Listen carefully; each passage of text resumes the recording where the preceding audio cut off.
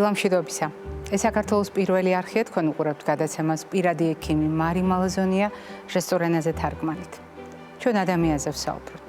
ვსაუბრობთ განსაკუთრებული სიყვარულით და პატივისცემით იმ მოვლენის მიმართ, რასაც ადამიანის სიცოცხლე ჰქვია. ჩვენ შევთანხმდით, რომ თითოეული ადამიანი არის განსაკუთრებული. თითოეული ადამიანი არის განუმეორებელი.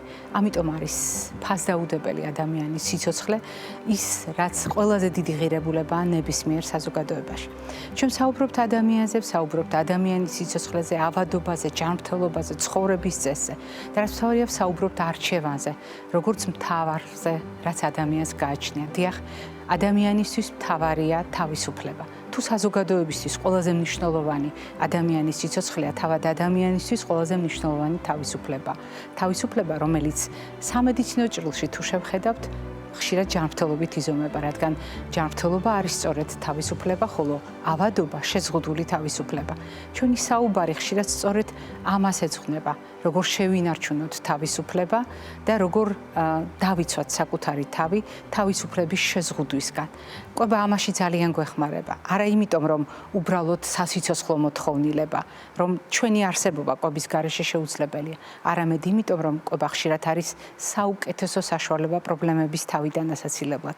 ხშირად ყვება არის ერთ-ერთი ძირითადი სამკურნალო ინსტრუმენტი და მეთოდი სხვადასხვა პრობლემის გადასაჭრელად და ძალიან ხშირად ჩვენ ვართ ისეთ მდგომარეობაში, როდესაც ყვება ერთადერთი არჩევანია ჩვენი ჯანმრთელობის მოსაწესრიგებლად.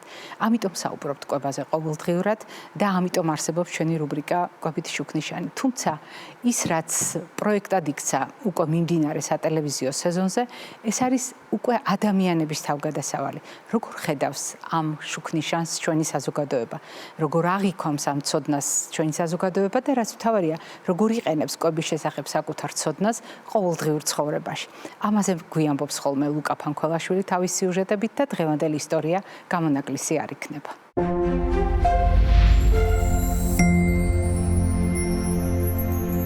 მე გახლავართ ნინო ჩაჩავა, 62 წლის, პროფესიით იურისტი და ამჟამად ვეწევი საზოგადოებრივ საქმიანობას. თქვენს გადაცემაში მოვედით ჩემს მეგობართან ერთად, რომელთანაც მეგობრობა მაკავშირებს დაახლოებით 45 წელი.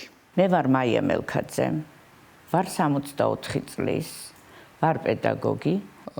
რა თქმა უნდა, წლების წინ გაცილებით უფრო შეიძლება ითქვას დაუფიქრებლად ვიკვებებოდი. ისევე როგორც ყველა ქართველს, მეც მიყვარს გემრიელის მაჭამა და პრიორიტეტული ჩემთვის იყო შემწვარ მოხრაკული. ჩემ ასაკში ვუფრთხილდები, არ ვჭამო ისეთი პროდუქტი, რომელიც ჩემ ქოლესტერინს, რომელიც მაქვს და მკურნალობ, არ ავნოს და უფრო მეტად არ გამემწვავდეს ეს სიტუაცია. წლების მატებასთან ერთად, რა თქმა უნდა,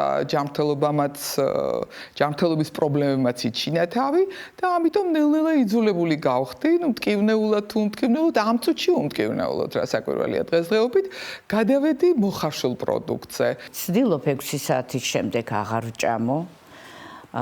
ესეც ჩემი ასაკიდან გამომდინარე, თორემ მანამდე შემეძლო 12 საათზეც მეჭამა და ღამის 1 საათზეც. ბროკოლი, მწვანე, ავოკადო, რა თქმა უნდა მწვანეზე. წითელი ხორცი, მწვანეზე. ჩემთვის პირადად ძალიან მნიშვნელოვანია ის პროდუქტები, რომელიც მწვანე ზონაზე მოვათავსე. ორაგული სასარგებლო პროდუქტია და დავდებ მწვანეზე.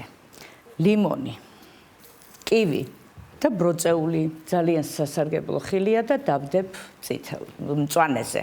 ამ ასაკში მირჩევნია უფრო ბოსტნეულით და ხილით და ჯანსაღი პროდუქტით დატვირთული, უფრო ენერგია მექნება, რა თქმა უნდა დღის განმავლობაში და უფრო ჯანმრთელობასაც შევინარჩუნებ. ბადრიჯანი ყვითელი.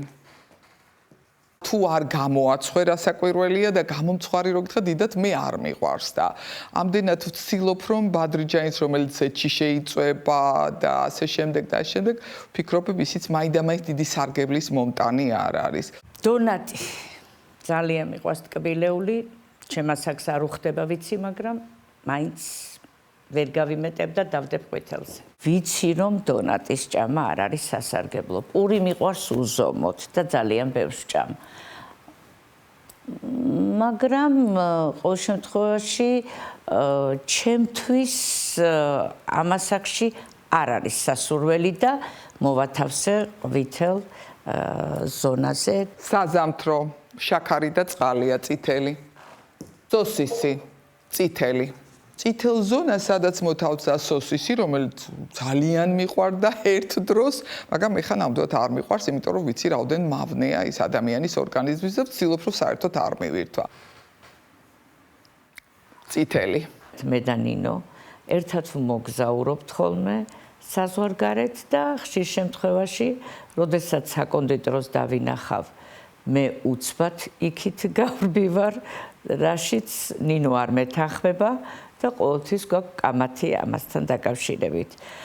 იგი მიფრთხილდება, რა თქმა უნდა, და უნდა რომ ჩემ ასაკში ახლა არ მივირთვა ზედმეტი ტკბილეული, მაგრამ მე ზოგჯერ ურჩივარ ამასთან დაკავშირებით და ნინოს არ ვუჯერებ.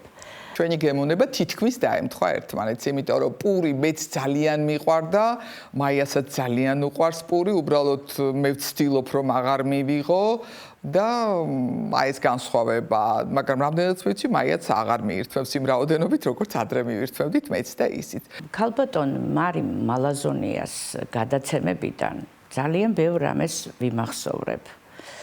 და ასევე ვიღებ რჩევებს. მას ერთ-ერთ გადაცემაში ქონდა, რომ ჩვენ უნდა ჩავწეროთ სადმე რაღაც ადგილას, მოვძებნოთ და შევინახოთ ჩვენს მიერ თუ გინდ ერთ დღეს დალეული წყლის რაოდენობა. სხვათა შორის ამოვიღე ჩემი პატარა რვეული სკოლის და ჩავწერე იქ ყოველ დღე რამდენ წყალს მივირთვებდი და ძალიან კარგად გამომადგა. გიჩვენებს რა სასარგებლოა და რა არ არის სასარგებლო.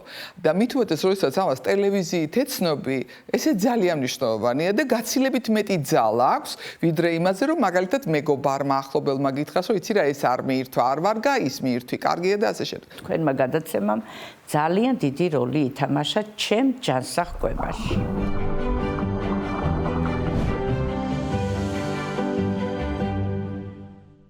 დღევანდელი სიუჟეტი არის განსაკუთრებით შთამბეჭდავი ჩემთვის. უპირველეს ყოვლისა, ძალიან დიდი მადლობა მინდა ვუთხრა ქალბატონ ნინოს და ქალბატონ მაიას, რომ ჩვენი ერთგული მაყურებლები ბრძანდებით, ჩვენი გულშემატკივარები ბრძანდებით და დაგვდეთ პატივი და ამ პროექტში მიიღეთ მონაწილეობა.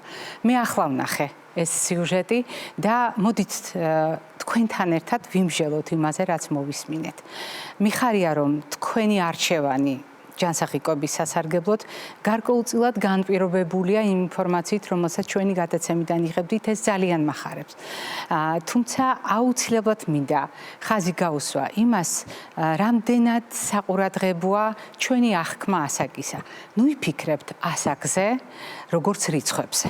თანამედროვე მედიცინა გვეუბნება, რომ ეს მხოლოდ კალენდარული საპასპორტო, ანუ ქრონოლოგიური ასაკია და მას ხშირად ეკარგება ფასი და ფერი, თუ არ გავითვალისწინებთ ჩვენს ბიოლოგიურ ასაკს, ჩვენს ემოციურ ასაკს, არ გავითვალისწინებთ ჩვენს მენტალურ ასაკს, ანუ როგორ აღვიქვამთ ჩვენ საკუთარ თავს და გარწმუნებთ თქვენი ფრაზებიდან გამომდინარე, მე დამრჩა ასეთი შთაბეჭდილება, რომ თქვენი კალენდარული და მენტალური ასაკი შეიძლება განსხვავებულად გამოიყურებოდეს. ამიტომ ასაკი არ აქციოთ თქვენს ტვირთად. განსაკუთრებით კვებასთან მიმართებაში და თქვენს ყოველდღიურ რეალობასთან მიმართებაში. რასაკვირველია, ძალიან მნიშვნელოვანია არჩევანი, რომელიც ქალბატონმა ნინომ დროსთან ერთად გააკეთა და გაითვალისწინა კვების ცვლილების აუცილებლობა. თუმცა, სწორედ ქალბატონ ნინოს მინდა ვუთხრა, რომ როდესაც საზამთროს ვაფასებთ, საზამთრო არ არის მხოლოდ წყალი და შაქარი. მოდით გაგახსენებთ, რა საერთოა წითელ პომიდორს, წითელ გრეიპფრუტსა და საზამთროს შორის. აღმოჩნდა, რომ მთავარი ნივთიერება, მათ რაც აკავშირებთ, ეს არის მთავარი და ძალიან ძლიერი ანტიოქსიდანტური თვისების მქონე ლიკოპენი და საზამთრო ხშირ შემთხვევაში არის არასამართლიანად შეფასებული ხოლმე და დღეს მე მართალია ზოგადად ადვოკატად არ გამოვდგები ალბათ, მაგრამ საკვებ პროდუქტებთან მიმართებაში სიამოვნებით დავიცავდი მათ ინტერესებს.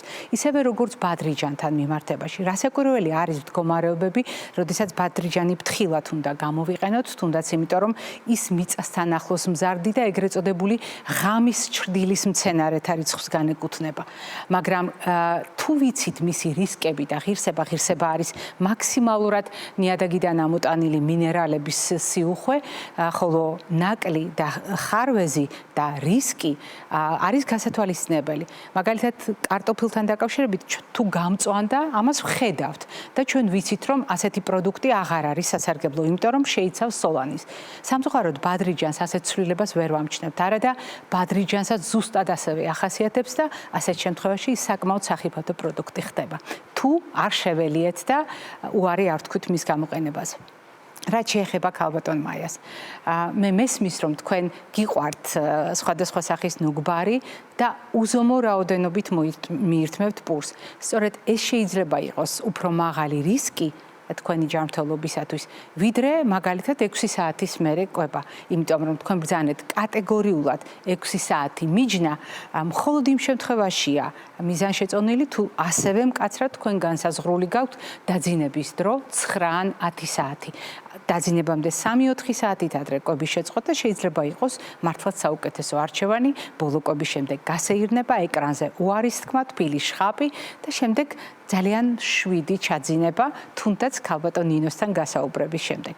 და როდესაც ჩვენ საუბრობთ საერთო კანონზომიერებაზე თქვენს რაციონში, მივაქცევდი ყურადღებას იმასაც, რომ მნიშვნელოვანია ხორცპროდუქტების სწორი გააზრება ბოსტნეულთან კომბინაციაში. რა თქმა უნდა, ჩვენ არც წითელ ხორცზე ვამბობთ, ქალბატონო ნინო, უარს, მაგრამ აუცილებლად უნდა გავითვალისწინოთ, როგორი თანაფარდობით ბოსტნეულთან, სწორედ ბოსტნეულის უპირატესი გამოყენებით, მაშინ ასეთ შემთხვევაში, თუ სწორად გამოვიყენებთ ცილას ბოსტნეულთან კომბინაციაში, სწორად შევარჩეთ, ცხიმებთ, ქალბატონო მაია, მაშინ ქოლესტერინთან დაპირისპირებაც ბევრად უფრო ადვილი იქნება. ეს იყო დღევანდელი ჩვენი შეფასება, თუმცა რასაკვირველია ჩვენი გადაცემის ძირითადი თემა არ გახლავთ მხოლოდ ეს ნაწილი და ჩვენ სტუმართან ერთად გავაგრძელებთ, თუმცა ვისარგებლებ შემთხვევით და კიდევ ერთხელ ვეთქვი მადლობას ქალბატონ ნინოს და მაიას ჩვენს გადაცემაში მონაწილეობისთვის.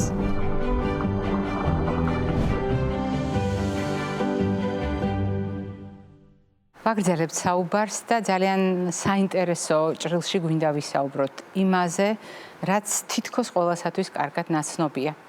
ადამიანი არის ერთადერთი და განუმეორებელი. თითოეული ჩვენგანი არის განსაკუთრებული. ამაზე ვსაუბრობთ ჩვენ სისტემატურად და ამას ეძღვნება ყოველი ჩვენი გადაცემა. გადაცემა, რომელიც იწყება სიტყვებით ჩვენ ვსაუბრობთ ადამიანზე და თავისთავად იმ განსაკუთრებულ მოვლენაზე, რასაც ადამიანის სიცოცხლე ჰქვია. და სწორედ განსაკუთრებულობის ხაზგასასმელად ჩამოყალიბდა მედიცინაში ის მიდგომა, რომელიც ძალიან მნიშვნელოვანია ხშირად მოვისმინოთ და განვმარტოთ და განსაკუთრებით მოვისმინოთ დღევანდელი საუბრის ჭრილში. რატომ ამას თავად მიმიხვდებით, ხოლო დღევანდელი ჩვენი გადაცემის სტუმარი კი გახლავთ თქვენთვის ძალიან კარგად ნაცნობი ექიმი, ჩვენი გადაცემის ძალიან დიდი ხნის მეგობარი და გულშემატკივარი, თბილისის სახელმწიფო სამედიცინო უნივერსიტეტის პროფესორი, ონკოლოგი ბატონი ალექსანდრე თავართქილაძე. ალეკო, დილამშვიდობის. დილამშვიდობის, ქალბატონი. ძალიან მიხარია ყოველთვის თქვენი სტუმრობა და მე არასდროს დამიმალავს, რომ ჯერ კიდევ იმ პერიოდიდან, როდესაც თქვენ სტუდენტი იყავით, მე გავხდი თქვენი გულშემატკივარი, გულწრფელი, ადამიანურადაც, პროფესიულადაც და ეს დამოკიდებულება არ შემიცვლია ამდენი წლის მანძილზე. და სიამოვნებით მინდა ვთქვა, რომ არც თქვენ გაგიცრუებიათ არასდროს იმედი და ეს ძალიან მახარებს. ჩვენმა საზოგადოებამ იცის, რამდენად მასშტაბურია ყველა ის ნაბიჯი, რომელსაც თქვენ პროფესიულად დგამთ. დღევანდელი ჩვენი გადაცემა ამას არ ეძღვნება. ჩვენ ამ თემებს კიდევ არაერთხელ დავუბრუნდებით. დღეს ჩვენ საუბრობთ ადამიანის განსაკუთრებულობაზე და მედიცინის ამოცანაზე, გაითვალისწინოს ეს განსაკუთრებულობა. სწორედ აქედან გაჩნდა მიდგომა, რომელსაც პერსონალიზებული ჰქვია. და რას გულისხმობს ეს ზოგადად მედიცინაში და რატომ არის მნიშვნელოვანი, რომ ეს მიდგომა მოვარგოთ ონკოლოგიას. მოგესალმებით, ქალბატონო მარი. გიდასტურებთ პატივისცემას. მოგესალმებით თქვენს მაყურებელს და ძალიან მიხარია თქვენს გადაცემაში ისე ყოფნა. ძალიან საინტერესო საკითხია ზოგადად და ძალიან აქტუალური ხდება ყოველწლიურად და უფრო მოკლე დროშიც კი ყოველ კვარტალურად პერსონალიზებულ მედიცინაზე, ინდივიდუალიზებულ მიდგომებზე, მედიცინაში და არა მხოლოდ ონკოლოგიაში ხდება ძალიან დიდი ნაბიჯების გადადგმა და იმ მარტივი და მოძრაულად გენიალური ლოგიკიდან გამომდინარე, რომ მერცმა ადამიანების შექმნა ინდივიდუალურად და ყველაში ინდივიდუალური ხელწერა, როგორც ნეიროფსიქოლოგიური და ასევე ცნობიერი, ასევე არის ჩვენი გენომი აბსოლუტურად უნიკალური. და სწორედ აქედან მოდის პერსონალიზებული მედიცინა და სწორედ აქედან მოდის პერსონალიზებული მედიცინის ხელწერა, რაც კლინიკურ მედიცინაში გარდაითარგმნა როგორც ზუსტ მედიცინა და ანუ precision medicine. თუ გასული საუკუნის მეორე ნახევარში და ჩვენი საუკუნის დაახლოებით 2012 წლამდე, როდესაც გენომის ატლასი მთლიანად გამოქვეყნდა და კლინიკური დატვირთვა მიიღო, კლინიკური ღირებულება, მას შემდეგ უკვე საშუალოზე მორგებული კვლევები, რომელიც სტანდარტიზებულია დღემდე, რასაც ჩვენ ვეძახით რეკომენდაციებს ქართულ ენაზე და ინგლისურ ენაზე მას ქვია guideline, ანუ გზამკვლევი, რა თქმა უნდა, ეს არ არის უგულებელყოფილი. უბრალოდ პერსონალიზებულმა მედიცინამ მოიტანა ის თუ ეს კონკრეტული რეკომენდაცია რომელ პაციენტს მოვარგოთ უკეთესად. აი ზუსტი ადრესატი განსაზღვროთ მკურნალობის. და ზუსტი ადრესატის განსაზღვრაში პერსონალიზებულ მედიცინამ მას დაამატა ის კონკრეტული ბიომარკერები, რომელიც ამ კონკრეტულ პაციენტს განსაზღვრავს. იმიტომ რომ თუ ცდისა და შეცდომის პრინციპით მიმდინარე კვლევები, კლინიკური გაიდლაინები, რომელიც საშუალოზე გათვლილია, ანუ თუ 2000 პაციენტში 50% პლუს 1-ში ეფექტი იყო, ჩვენ მას ვიყენებთ როგორც სტანდარტს. დღემდე და ვიყენებდით მანამდეც, მაგრამ დღეს უკვე პერსონალიზებულმა მედიცინამ ეს მთლიანად შეცვალა, რაც მთლიანად ნიშნავს ონკოლოგიის კონცეფციის და პარადიგმის ცვლილებას იმ კუთხით, რომ ჩვენ გვაინტერესებს არა ის თუ პაციენტს აქვს ფილტვის კიბო, არა ის რომ პაციენტს აქვს ღვიძლის კიბო, არა თავის ტვინის ავთებიანი სიმსივნე თუ მეზენქიმური წარმოშობის სიმსივნეები, როგორიც არის ლეიკემიები, არამედ ის თუ რა მოძრავებს ამ კონკრეტულ სიმსივნეს. ანუ რა არის მისი დრაივერი, წამყვანი, აქტუალური ღერძი რა არის და როგორ დავდრგუნოთ კონკრეტულად ეს ღერძი. იმიტომ რომ ჩვენ ვიცით რომ ადამიანი ვითარდება ერთი უჯრედისგან და ყველა უჯრედს აქვს ერთნაირი გენეტიკური აპარატი. უბრალოდ სხვადასხვა ორგანოში ეს გენეტიკური აპარატი სხვადასხვა გენების ფუნქციონირებს. ზოგში ჩაკეტილია გარკვეული ინფორმაცია, მაგალითად ღვიძლის უჯრედში ფუნქციონირებს ღვიძლის უჯრედისთვის დამახასიათებელი გენები, თირკმლის უჯრედში თირკმლისთვის დამახასიათებელი, თუმცა გენომური კვლევა რო ჩავატაროთ თითოეულ უჯრედის მივიღებთ ერთი და იგივე ზიგოტის გენებს, რომელიც ჰქონდა დასაწყისშივე იმ ერთადერთ უჯრედში, რომლისგანაც მთელი ადამიანის ორგანიზმი იქმნება და ეს პარადოქსული ბიოლოგია, რომელიც მიულერის და ჰეკელის კანონის გადახედვით მოხდა შემდგომ და თუმცა მასში ციდო გარკვეული სიბრძნე და თავისი მეცნიერული დატვირთვა იმ საუკუნისთვის და იმ დროისთვის დღესაც ძალიან აქტუალურია, ვინაიდან მსგავსი ტიპის ემბრიოლოგია, რომელიც ადამიანს ახასიათებს, თითქმის არც ერთ უძმწოვარში არ ვითარდება და ეს მის კიდევ მისი უნიკალობა და ამაზე ცალკე ფილოსოფია შეიძლება აიგოს. პერსონალიზებულმა მედიცინამ მოგცა ის, რომ თუ ჩვენ ვიცით, მაგალითად ადამიანს აქვს ონკოლოგიური დაავადება, ჩვენ აუცილებლად უნდა ვიცოდეთ ეს სიმსივნური დაავადება როგორ გარემოში გრძნობს თავს კარგად. ანუ უნდა შევისწავლოთ სიმსივნის მიკროგარემო. შესაძლებელია მაგალითად ძალიან კარგად ხვდებოდეს ანტისიმსივნური მედიკამენტები, როგორც არის ქიმიოთერაპიული საშუალებები, სამიზნე თერაპიული საშუალება, რომელიც კონკრეტული ზრდის ფაქტორის რეცეპტორებს უმიზნებს და ამით ვახდენთ სიმსივნური უჯრედის განადგურებას, ან იმუნოთერაპიული საშუალებები, რომელთაც ბლოკავთ მაგალითად ლიმფოციტზე არსებულ სპეციფიკურ რეცეპტორს, რომელიც ახდენს ლიმფოიდური სისტემის დამოხროჭებას, რომ სიმსივნური უჯრედი გაანადგუროს და ამას ჩვენ დავბლოკავთ იმისთვის, რომ სიმსივნური უჯრედი ამოიცნოს. ეს არ არის მაინც უნივერსალური, იმიტომ რომ ჯამრთელ უჯრედებსაც იგივე რეცეპტორები ახასიათებს და შესაბამისად ჩვენ გვერდითი მოვლენებისგან თავს ისე კარგად ვერ დავიცავთ, როგორც ანუ უნივერსალური საშუალება არ არსებობს, რომ ჩვენ გვერდითი მოვლენების გარეშე მივიღოთ მკურნალობის შედეგი. ჩვენ თუ არ მივყევით სიმსივნური დაავადების განვითარებას მოლეკულური ბიომარკერების კუთხით, რეალურად შეიძლება სიმსივნური დაავადება ამოვკვეთოთ სისხლში არავითარი სტანდარტული ონკომარკერები არ გქონდეს, მაგრამ პაციენტი იყოს მონიტორინგის რეჟიმში, მაგრამ უეცრად მოხდეს დაავადების პროგრესირება. ეს არის ზუსტად ის შემთხვევა, როდესაც არ არის გათვალისწინებული პერსონალიზებული მიდგომა. პერსონალიზებული მიდგომა, რა თქმა უნდა, 100%-ით ამ ფაქტს ვერ ააცილებს, იმიტომ რომ არ არის ბოლომდე შესწავლილი მოლეკულური პათოლოგიები და არ არის ბოლომდე შესწავლილი ადამიანის გენომის ტრანსფორმაციები, ანუ უამრავი მუტაცია შეიძლება მოხდეს და ამის გათვლა ძალიან რთულია დღევანდელი ტექნოლოგიური შესაძლებლობის დროშიც კი, იმიტომ რომ თუმცა მინიმუმამდე ამცირებს.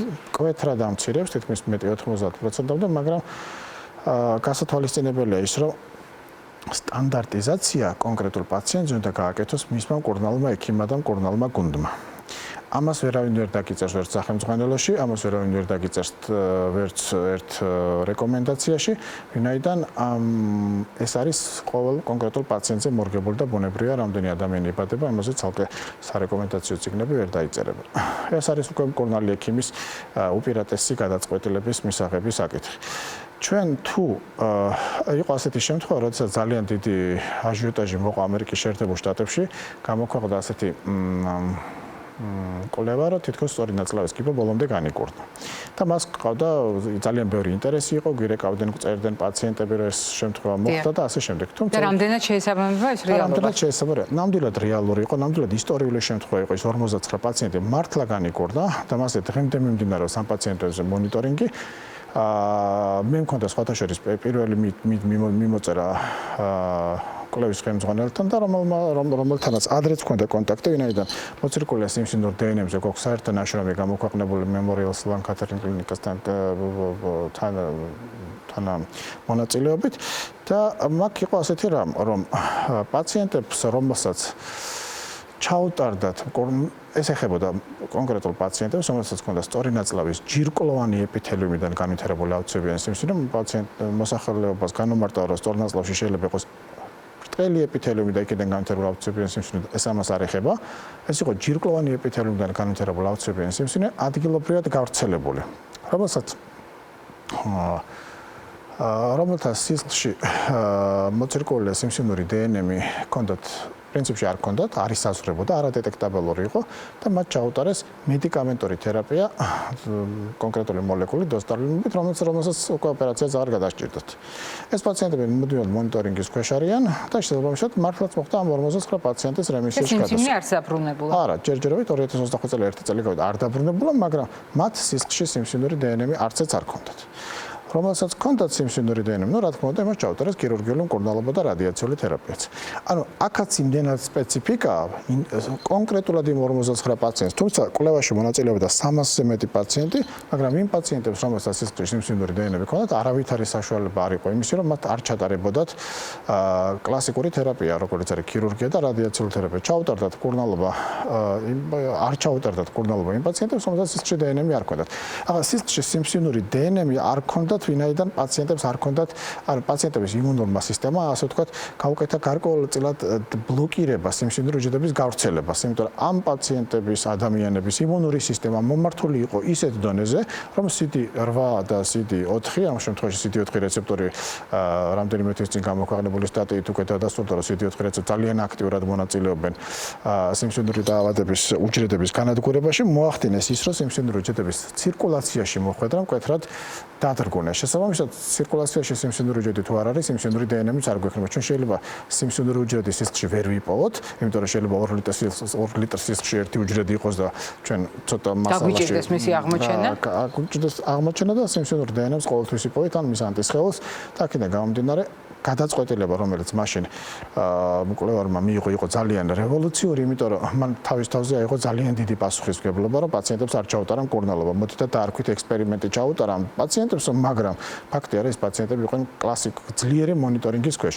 და რას გულისხმობდა ეს მონიტორინგი? მონიტორინგი გულისხმობდა იმას, რომ სიმსივნური უჯრედი თუ იზრდება ორგანიზმში ერთეული სიმსივნური უჯრედიც რო გაიზარდოს ორგანიზმში ხშირად არის ხოლმე ონკოლოგიურ პაციენტებში აი მომატებულია C-რეაქტიული ცილა, მომატებულია დედიმერი, მომატებულია რაღაცა და ეს ყველაფერი თერაპიული პროფილის ექიმები ხა მეცამაკში და მედიცინაში ლიცენზია, ანუ ხშირად აღიქმება არაონკოლოგიური არასპეციალობით ონკოლოგიებისგან, რომ ეს არის სიმსივნესთან დაკავშირებული და მართლაც ასეა. ხშირ შემთხვევაში, თუ რა თქმა უნდა, ბაქტერიული ინფექცია არ არის ასოცირებული, სიმსივნური უჯრედები როგორ იზრდებიან, აუცილებლად ახდენენ პროტეოლიზური ფერმენტების გამოყოფას, ახლა მე არ მიდიხს თავ კონკრეტი, ახლა მეტალოპროტეინაზა 9 არის იქ, რომელიც პირველი ფერმენტია, რომელიც დაანგრევს გვერდით ჯანმრთელი უჯრედის მემბრანას და იმით იკვებება, საერთოდ ამას დამატებითი შაქრის მიცემა, რომელიც ესე რაღაც გავრცელებული არის ყბადაღებული თემაა ნამდვილად. არ ვიცი, რატო არის ასე დაუსრულებელი პრობლემა. დაარღვევენ იგლუმდებარე სიმსივნური უჯრედების ჯანმრთელ სიმსივნური უჯრედებს დაარღვევენ ჯანმრთელ უჯრედების მთლიან მემბრანებს და დაიწყებენ ამ უჯრედებით კვებას. ან ეს შეიძლება იყოს მიკროდონეზე, სადღაც 1000, 500, ანუ 500-დან 1000 სიმსივნურ უჯრედამდე იწყებს ახალი კოლონიის შექმნას. ეს საერთოდ არ არის დეტექტაბელური არც ერთი ბიოლოგიური ანუ აღმოჩენადი. დიახ, აღმოჩენადი არ არის არც ერთი ბიოლოგიური ტესტით, იმიტომ რომ ეს არის ლოკალურად პროგრესირებული, ძალიან მიკრო წარმონაქმნი, რომელიც ისევე როგორც მაგალითად ყალიბდება სიმსივნური დაავადება პირველ ეტაპზე და აღმოჩნდება სადღაც მესამე და მეოთხე სტადიაში კლინიკურად. წარმოიდგინეთ, რეციდიული სიმსივნეებით მონიტორინგი შეგვიძლია გავაკეთოთ არა მხოლოდ სიმსივნის მარკერები და სიმსივნის ცილები, სანამ სიმსივნური ცილები, ანუ სიმსივნური დნმ ორგანიზმში გამოჩნდება, მაგალითად მანამდე შეიძლება უკვე ნახოთ ჩვენ როგორ ინგრევა მისი მიკროგარემო. აი ეს არის ზუსტი მედიცინა. ჩვენ ნახავთ რომ მოიმატებს პირველ რიგში ინტერლეიკინი 6, ყველაზე მგრძნობი არის ანთების მარკერი. მოიმატებს ინტერლეიკინი 8, მოიმატებს შრატის ამილოიდური ცილა, რომელიც არავითარ შემთხვევაში არ ნიშნავს ამილოიდოს, იმიტომ რომ ჯანმრთელ უჯრედებში სამარაგო პროდუქტი არის სახამებელი და შესაბამისად მისი საწინააღმდეგო დაიშლება ეს უჯრედი და სახამებელი გამოთავისუფლდება სისხლის საერთო მიმოქცევაში, შრატის ამილოიდი აუცილებლად იქნება როგორც ანთების ძალიან მგრძნობიარე ბიომარკერი. აქედან გამომდინარე ჩვენ ამას სიმსივნურ პერიტუმორულ ანთებას ვეძახით, მაგრამ სიმსივნურ ორგანიზმში არც პოზიტრონ ლემისური ტომოგრაფიის, ანუ სიმსივნის თანმხლება ანთება. სიმსივნის თანმხლები ანთება, რომელიც ძალიან ძლიერი ინდიკატორია სიმსივნური დაავადების რელაფსის, ძალიან ადრეული ინდიკატორია. ზოგიერთ შემთხვევაში ამას შეიძლება კლასიკური რეკომენდაციების მუშა ექიმებმა უწოდონ, რომ დამატებითი ხარჯებია პაციენტისთვის, დამატებითი ხარჯებია ეს ანალიზები, მაგრამ რეალურად თანამედროვე მედიცინაში ეს განსაზღვრავს ზუსტად სიკვდილობის და შემდგომ ფარმაკოეკონომიკის პრობლემურ საკითხებს. დიახ, აი აქ უნდა ჩაგერთოთ აუცილებლად, იმიტომ რომ თქვენ შეეხეთ ახლა ყველაზე მთავარ მექანიზმს, რომელიც გულსიძახვთა დაავადებებს, სიმსუქნეს, ონკოლოგიას ამთლიანებს. ეს არის სისტემური ანთება, რომელიც საფუძვლად არის და ის რაც თქვენ ბრძანეთ, ეს იყო ლოგიკური ნაბიჯები, მიგვიყვანეთ ამ მექანიზმთან, მივედით ანთებასთან, რომელიც სიმსივნის გაშიფვრის დროს აუცილებლად უნდა გავითვალისწინოთ. მოდით დაუბრუნდეთ თავარ ხას, რომელიც ძალიან ლოგიკურად და მწყობრად დააწყვეთ, როდესაც დაიწყეთ საუბარი. პერსონალიზებული მედიცინა ერთი ადამიანის საჭიროებების გააზრების ჭრილში. და მე ახლა ვსვამ მოკლე კითხვას და შეძლების დაგვარად მოკლე პასუხს ველოდები. მე ვიცი, რომ ამ კითხვაზე პასუხი ძალიან ტევადია და მით უმეტეს თქვენი პროფესიული გამოცდილების გათვალისწინებით, მაგრამ ერთი პაციენტი, ერთი ონკოპაციენტი და მისი მიზნები, ამოცანები, მისი ინტერესები. პერსონალიზებული მიდგომა მედიცინაში და პერსონალიზებული მიდგომა ონკოლოგიაში. რას შეცვლის ამ პაციენტისთვის? რას ცვლის? თუ შევხედავთ, აი მოკლედ რომ ჩამოვაყალიბოთ, რას შეცვლის ერთი პაციენტისთვის ასეთი მიდგომა? პერსონალიზებული მიდგომა ონკოპაციენტისთვის შეცვლის იმას, რომ სტანდარტული რეკომენდირებული თერაპიიდან ჩვენ რა თქმა უნდა გავითვალისწინებთ ამ რეკომენდირებული თერაპიის უპირატესობას, თუმცა პარალელურ რეჟიმში ჩავატარებთ მოლეკულურ გენეტიკურ ტესტირებას, რომელი არის ამ პაციენტისთვის თარგეთი მედიკამენტი, არსებობს თუ არა ასეთი მუტაცია ამ პაციენტის ორგანიზმში და მკურნალობას დავიწყებთ არა სტანდარტული საშუალოზე მორგებული მეთოდით, არამედ დავიწყებთ ზუსტად იმ მეთოდით, რომელიც არის ამ პაციენტისთვის სამიზნე. მე ერთ ძალიან მოკლე მაგალითს მოგიყვანთ, არსებობს ადამიანის ორგანიზმში ასეთი გენი, რომელსაც ქვია თიროზინ კინაზას ნერვული სისტემაში აღმოჩნდეს პირველად NTKI, ასეთი გენი, რომელიც არის სამი სხვადასხვა გენი, NTKI 1, 2 და 3. ამ გენის მუტაცია რეალურად არაფერს არ გვაძლევს, მაგრამ თუ ეს გენი ენ-ტიროზინკინაზა ერთი შეერწყა ქრომოსომაში რომელიმე სხვა გენს, იქნება ფუჟენი, ანუ ისეთი კავშირი, რომელიც განსაზღვრავს მთელი სიმსივნის დრაივერ, ანუ წინსვლას, ანუ განვითარებას, ანუ პროგრესირებას. შესაძლებელია ჩვენ თუ აღმოვაჩინეთ ეს გენი რო აქვს პაციენტს, ასეთი შერწყმა, ეს არ არის მუტაცია. მუტაცია თუ აქვს დიდი ცვლილება არ მოხდება. თუ ეს შერწყმა აქვს პაციენტს, ან ერთი, ან მეორე, ან მესამე ვარიანტის, ამ შემთხვევაში საერთოდ არ აქვს მნიშვნელობა ეს ღვიძლის კიბოა, თირკმლის კიბოა, ფილტვის კიბოა და თავისთავად აუცილებელი სიმსივნე. აბსოლუტურად ერთი და იგივე ჯგუფის მედიკამენტები ინიშნება და აბსოლუტურად რევოლუციურად წარმატებული მკურნალობის შედეგები იდება.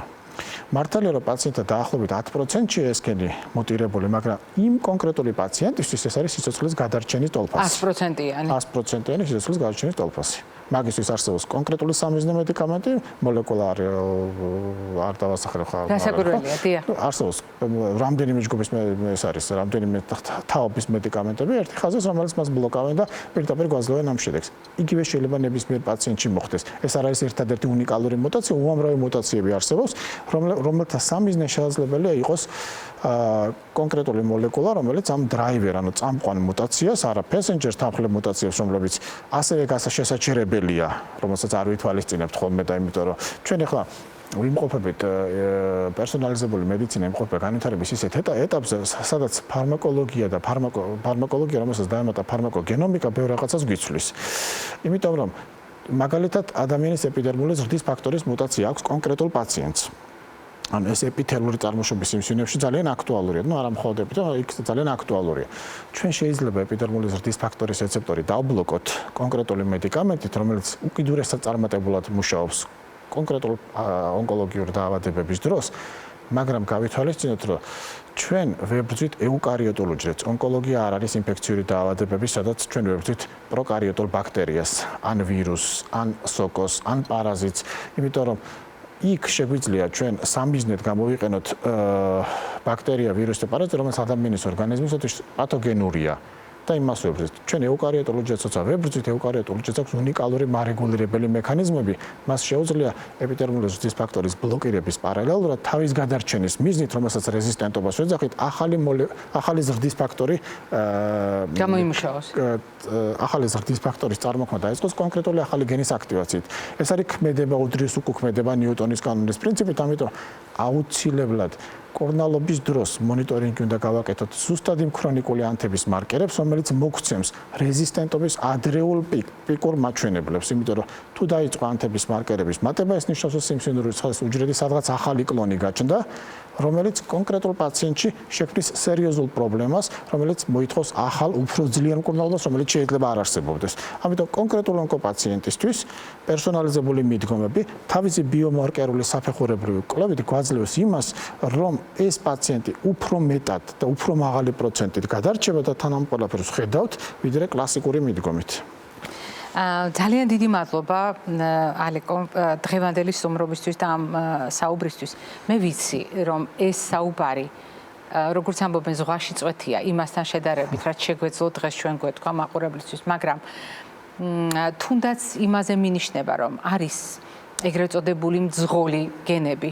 არსებობს ეგრეთ წოდებული მგზავრი გენები. ქართულად თუ ვიტყვით, თავისუფლებას ვაძლევთ თარგმნი, ანუ მძღოლი გენები და მგზავრი გენები, რომელთა ურთიერთობამ შეიძლება გადაწყვიტოს თითოეული ადამიანის შემთხვევაში დაავადება როგორ განვითარდება და რამდენად მოგცემს შესაძლებლობას შევერკინოთ, შევებრძოლოთ კონკრეტული სამკურნალო საშუალებებით, ეს არის ის განსაკუთრებული შესაძლებლობა, რომელიც აქვს მედიცინას და მე ვფიქრობ, რაც მთავარი აქვს თითოეულ ადამიანს, იმიტომ რომ როგორც თქვენ ბრძანეთ მთავარი ფრაზით, რომლითაც დაასრულეთ კითხვაზე პასუხი, ეს არის გადარჩენის მეტი შესაძლებლობა და რაც მეტ ადამიანს აქვს ასეთი გადარჩენის შესაძლებლობა, ნიშნავს, რომ მით მეტი შანსი აქვს მთლიანად საზოგადოებას ამა თუ იმ პრობლემასთან გამკლავებისთვის. ძალიან დიდი მადლობა. მე ვიტოვებ იმედს, რომ ჩვენთვის ძალიან მნიშვნელოვანი თქვენი პროფესიული წარმატებების შესახებ ჩვენ გვექნება შესაძლებლობა რომ კიდევ ცალკე შევხვდეთ ერთმანეთს იმის გამო რომ თქვენ ყოველდღიურად სწორედ ამ თემას უძღვნით თქვენს პროფესიულ საქმიანობას სწორედ ამ თემაზე მოგიწვიეთ დღეს გადაცემაში და იმედი მაქვს რომ ჩვენი მრავალწლიანი მეგობრობა და თანამშრომლობა კვლავ გაგრძელდება მაყურებელს ექნება საშუალება ჩვენი ეთერიდან მოისმინოს თქვენი მოსაზრებები მაყურებელს შევახსენებ დღევანდელი ჩვენი გადაცემის სტუმარი გახლდათ თბილისის სახელმწიფო სამედიცინო უნივერსიტეტის პროფესორი ონკოლოგი ბატონი ალექსანდრე თავართქილაძე და ის გვიზიარებდა დღეს იმ ინფორმაციას, რომელიც თანამედროვე მტკიცებით მედიცინას უკვე დანამდვილებით აქვს ადამიანის და ერთი ადამიანის ინტერესიდან გამომდინარე, როგორ შეიძლება გამოვიყენოთ მედიცინის მიღწევები და როგორ ვაქციოთ ეს პერსონალიზებული მიდგომის საფუძვლად. მე ამით არ გემშვიდობებით, წინ კვებით შუქნიშანი გველოდება.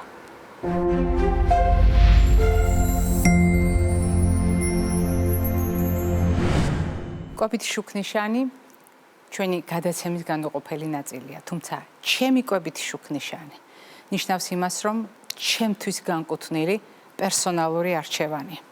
ჩვენი გადაცემა, როგორც წესი, ზოგად საკითხებს ეხება ხოლმე იმის მინიშნებით, რომ ეს ცოდნა საკუთარი საჭიროების ამებრ უნდა გამოვიყენოთ, მაგრამ ამას განსაკუთრებული მნიშვნელობა აქვს, როდესაც ჯანმრთელობაზე ვსაუბრობთ, რომელიც არის ჩვენი თავისუფლების აუცილებელი შემადგენელი ნაწილი და რომელიც განსაზღვრავს არჩევანის თავისუფლებას. მე ვირჩევ ცხოვრების წესს, ჩემს ცხოვრების წესს და ასეთ შემთხვევაში თუ ჩემს პირად ონკოლოგიურ რისკებზე ვსაუბრობ, მაშინ ჩემი არჩევანი როგორი იქნება ჩემი ძილის რეჟიმი, როგორი იქნება ჩემი ფიზიკური აქტივობა, რამდენად სრულყოფილი იქნება ჩემი დამოკიდებულება კვების მიმართ, როგორ განსაზღვრავ რეჟიმს, ულუფას, რაციონს, როგორი იქნება ჩემი დამოკიდებულება ჩემი წონის მიმართ, როგორი იქნება ჩემი ინდივიდუალური მოხმარება წყლის, როგორი იქნება ჩემი პირადი ინდივიდუალური დამოკიდებულება ალკოჰოლის ან ყველა იმ ნივთიერებების მიმართ, რომელზედაც საუბრობთ ხოლმე, არის განსაზღვრელი იმისა, როგორი იქნება ჩემი ჯანმრთელობა და შესაბამისად ჩემი პერსონალური რისკი. როდესაც ჩვენ კვებით შუქნიშნის კონტექსტში აღვიქვამთ ხოლმე ამა თუ იმ დაავადებას, ჩვენ საუბრობთ კონკრეტულ მონაცემზე, ვიცით თუ არა მოცემული პრობლემის მართვის სამარჯვები. შემიძლია თუ არა ჩემი პირადი ამოცანების შესაბამისად ავირჩიო არა მხოლოდ ფერი, არამედ პროდუქტი, რომელიც შუქნიშანშია. აღმოჩნდა, რომ პერსონალური დამოკიდებულების ჩამოყალიბებისათვის, მაშინ, როდესაც ონკოლოგიურ რისკებზეა საუბარი, მედიცინას უკვე აქვს მონაცემები და აქვს მონაცემები, რომელიც გვეუბნება, რომ დიახ, ყველასათვის ერთნაირად სარგო თუ არა, მეტნაკლებად უმრავლესობისთვის მისაღები კვებითი მოდელები არსებობს. ანუ არსებობს ეგრეთ წოდებული საუკეთესო დიეტები, როგორც მას ხშირად უწოდებენ ხოლმე, ონკოლოგიური პრობლემების რისკის შესამცირებლად და ამ პრობლემების მართვისათვის.